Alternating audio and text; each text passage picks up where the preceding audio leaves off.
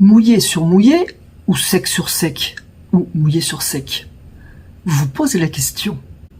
Bonjour à toutes et tous et bienvenue sur la chaîne de Gomme de Crayon. Je suis ravie de vous retrouver aujourd'hui pour un sujet aquarelle. Alors c'est un sujet aquarelle qui va un petit peu rebondir sur les ciels que j'ai entre guillemets plus ou moins clos lors de la dernière vidéo que j'ai postée samedi.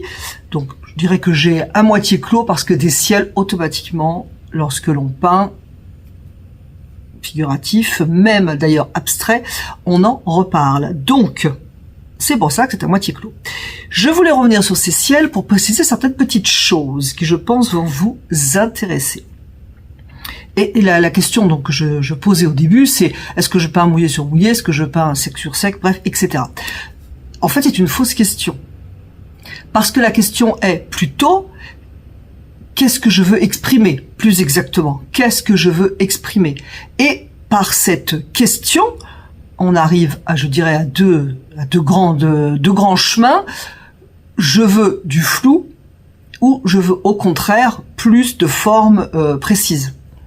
Alors, je vais pas trop rentrer dans les détails. Tous ces détails-là, vous pouvez les retrouver sur mes formations, mais vous savez que j'ai des formations en ligne. N'hésitez pas à aller jeter un œil. Bref, la question, pour en revenir, pour conciser un petit peu tout ça, lorsqu'on se demande quelle technique j'utilise, la question est plutôt qu'est-ce que je veux exprimer.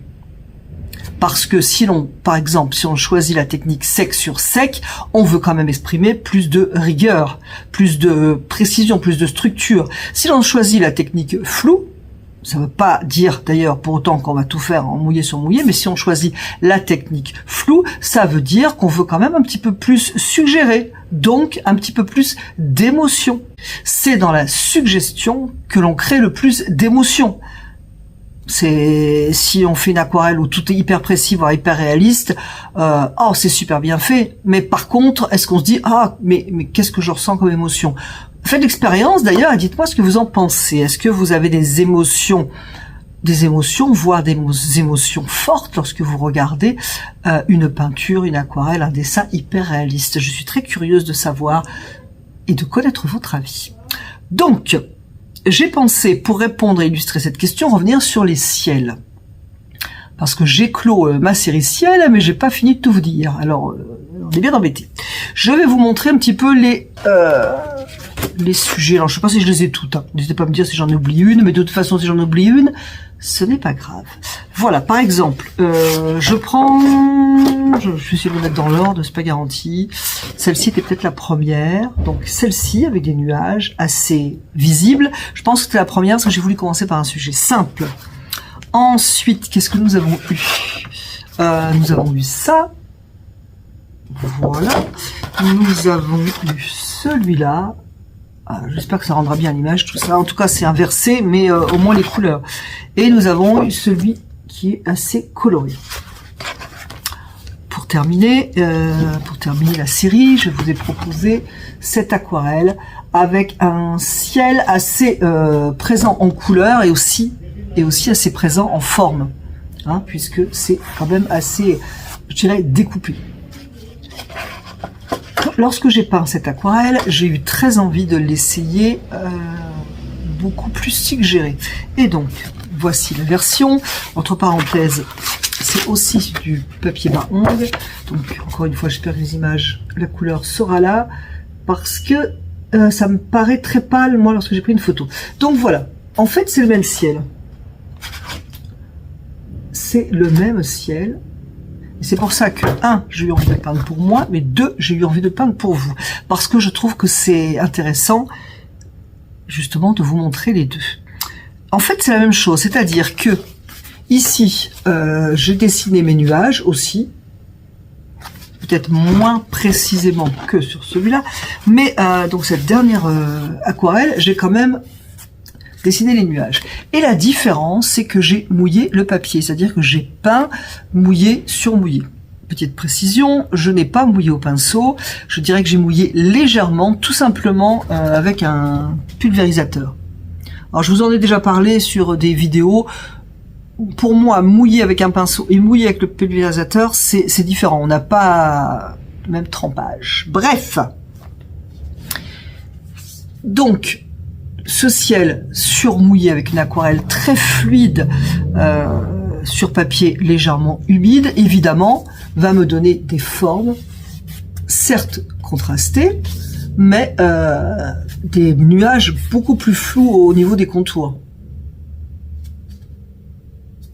Il y a une vigueur en fait dans cette aquarelle, parce que la technique était donc mouillée sur sec, et il y a une douceur, je dirais, dans celle-ci. C'est pour ça que si vous vous posez la question, en cours aussi on me le pose, hein, qu'est-ce que je prends comme technique, mouillé, machin. Mais en fait, donc non, la question c'est qu'est-ce que je veux exprimer. Si je veux exprimer de la douceur, je vais plutôt aller vers du mouillé sur mouillé. Si je veux un peu plus de rigueur, quelque chose de plus strict, je dirais même, je sais pas si l'adjectif est adapté, mais en tout cas, je l'utilise, voilà, un petit peu plus strict, je vais aller sur du... Alors à ce moment-là, plutôt sur peu fluide, sur sec, carrément, l'extrême. Je rappelle qu'ici, c'était mouillé sur sec.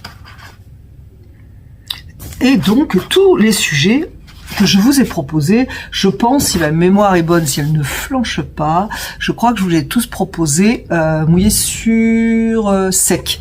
Parce que j'ai trouvé, j'espère que je me suis pas trompée, dans un sens pédagogique, pour trouver les formes, c'était bien de le faire comme ça, sur sec, pour un petit peu travailler ces nuages. Je sais pas si c'est pour tous les sujets, parce que j'avoue qu'après, une fois que j'ai peint, j'oublie totalement, en fait. Mais si le sujet nuage vous a intéressé, je trouve que c'est une bonne idée, et que ce serait une bonne idée de faire un sujet nuage sur sec et un autre sujet sur papier légèrement mouillé.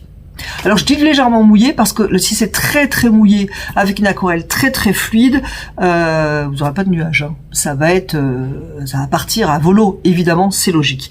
Donc c'est pour ça que je pense que le papier légèrement humide avec un pulvérisateur, c'est pas mal. Aquarelle fluide, voilà. Et donc je pense que ça serait bien, j'ai l'impression que cette vidéo part dans tous les sens, ça serait intéressant pour vous qui avez aimé peindre les ciels, qui voulez encore peaufiner votre art sur la peinture des ciels, de prendre un sujet sur papier sec, je prends celui-là au hasard, hein, et de l'interpréter une seconde fois sur un papier légèrement humide avec le pulvérisateur par exemple. Si vous l'avez déjà fait sur papier sec, eh ben, il vous reste à le faire sur papier humide. Ce qui est aussi possible, je pense que c'est une bonne idée, enfin moi ça m'arrive de le faire, je fais pas des exercices... je dirais par exemple sur les arbres, je vais pas peindre des arbres, plein d'arbres. Comme je vous l'ai dit des fois, je peins un arbre sur une petite chute de papier avant de peindre sur mon aquarelle. Mais là, par exemple, si vous n'êtes pas encore satisfait de vos ciels, si vous voulez encore peaufiner, approfondir, pourquoi ne pas peindre carrément juste un ciel? Pourquoi pas? Je ne sais pas ce que vous en pensez. À ce moment-là, vous ciblez vraiment votre attention sur le ciel, vous focalisez sur le ciel, et je pense que c'est une bonne idée. Voilà, et encore une fois, dites-moi ce que vous en pensez. Voilà pour ce que je voulais dire sur le ciel. J'avais envie de faire un petit peu le point de tout ce qu'on a vu ensemble sur la peinture des ciels, et de parler de ça. Donc, la question, quelle technique, et envisager autrement ce questionnement, et de peindre ce qu'on a fait dernièrement sur un papier légèrement humide. Donc voilà, j'ai peint donc celle-ci. Alors on va clore le sujet, parce que déjà que c'est parti un petit peu dans tous les sens, on va clore ce sujet. Donc qu'est-ce que j'ai peint personnellement, moi-même, pour moi-même, comme le disait le... petite coupure livre, le commissaire Montalbano. Alors j'aimais beaucoup la série, à vrai dire, mais j'aimais beaucoup les livres. Alors j'aimais parce que je les ai tous lus. Tous les Montalbano. Si vous aimez les policiers, hein, parce que c'est regard vu sur du policier, mais si vous aimez les policiers, les bons policiers, eh bien n'hésitez pas à lire le commissaire Montalbano. Et si vous l'avez jamais lu, bah, vous avez énormément de chance, parce qu'il y en a pas mal à lire. Andrea Camilleri. Si vous aimez les polars, j'adore. C'est particulier parce qu'en fait, cet auteur, donc Andrea Camilleri, si je prononce bien, écrit en sicilien et non pas en italien. Donc c'est traduit du sicilien chez nous en français et le traducteur a voulu nous exprimer un petit peu le côté particulier du sicilien. Alors au début on est un peu surpris et puis on s'y fait très vite et c'est génial. Bref, si vous l'avez pas lu, quelle chance vous avez. Donc, je sais pas pourquoi je parlais de ça, mais... Ah oui, parce que dans Montalbano, il y a un personnage qui dit tout le temps moi, personnellement, à moi, ou des choses comme ça, c'est assez... Voilà. Bref, ça m'a fait penser à Montalbano. Donc, j'ai peint ça. J'ai peint une forêt que j'ai beaucoup aimé peindre et que j'ai terminé avec grand plaisir. Et puis, j'aime bien aussi le résultat. Comme un petit peu différent de ce que je fais d'habitude. Voilà. Là, pour l'instant, je suis en train de réfléchir à un sujet qui n'est pas justement dans mes habitudes. Et je me dis ce que je vais vous le proposer. Je suis en train d'y réfléchir. Si je vous le propose pas, je vous en parlerai. Je vous dirai, voilà, j'y suis pas arrivée, c'est pas à ma main. Mais bon, d'un autre côté, sortir un peu de sa zone de confort, ça peut être pas mal. Donc je vais voir si j'arrive à vous peaufiner ça. Donc voilà ce sujet qui n'est pas si long, mais j'espère que cela vous aura intéressé. De mon côté, je suis ravie de l'avoir partagé avec vous, d'avoir partagé ce questionnement, de l'avoir soumis à votre réflexion. Je vous remercie et je vous dis à bientôt sur la chaîne de Comme de Crayon.